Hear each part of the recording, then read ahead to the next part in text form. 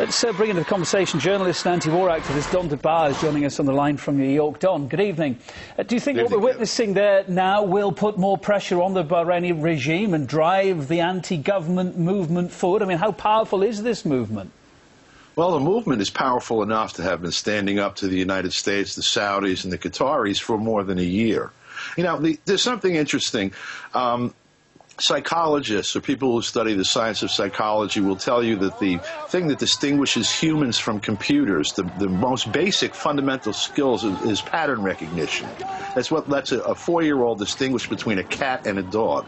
You take the last story with the role that the United States is playing in Syria and look at the role the United States is playing in Bahrain when they've been claiming that they're in Syria over human rights, that they were in Libya over human rights, and yet they're suppressing human rights in Bahrain. It shows that President Obama and Secretary of State Hillary Clinton are hypocrites. They're liars. Well, Don, it's funny you should say that, because I guess, therefore, you can help me explain what seems to be America's contradictory stance here, pushing on one hand for democracy across the Arab world, and then only a week or so ago we see US Deputy Ambassador Stephanie Williams visiting police officers in hospital there, while at the same time saying nothing about the dozens of civilian protesters killed in the anti-government crackdown. You know, not only that, where's the outcry over Mr. Khawaja?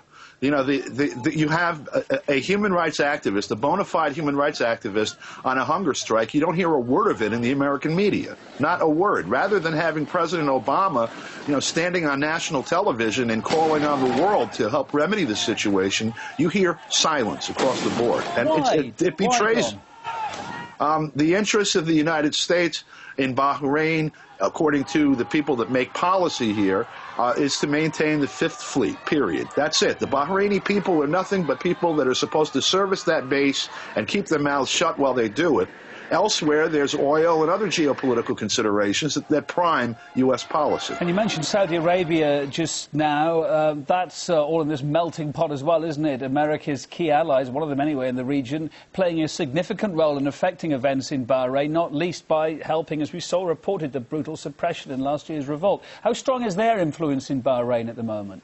Well, they have military influence there, and they have policy influence with the government that is despised by the entire populace. The reason that they're involved, aside from, you know, being there as a proxy for the United States, is that democracy catching fire in Bahrain will eventually engulf Saudi Arabia, where there is no democracy. And when that happens, the Saudi regime will end up like Benito Mussolini, in a driveway upside down from a hook.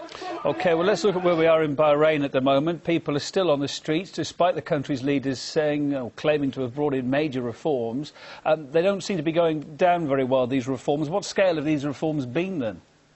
Well, certainly not the scale that you had in Syria, where you had more people show up for a referendum under gunfire than showed up in the 2008 U.S. presidential election, and 89% of them validated the new constitution that was offered by Assad as reform. You don't see any referendum taking place in Bahrain at all. Activist and journalist, anti-war activist and journalist Don DeBar, thanks for your thoughts there on the line from New York. Much appreciated. Thank you, Kevin.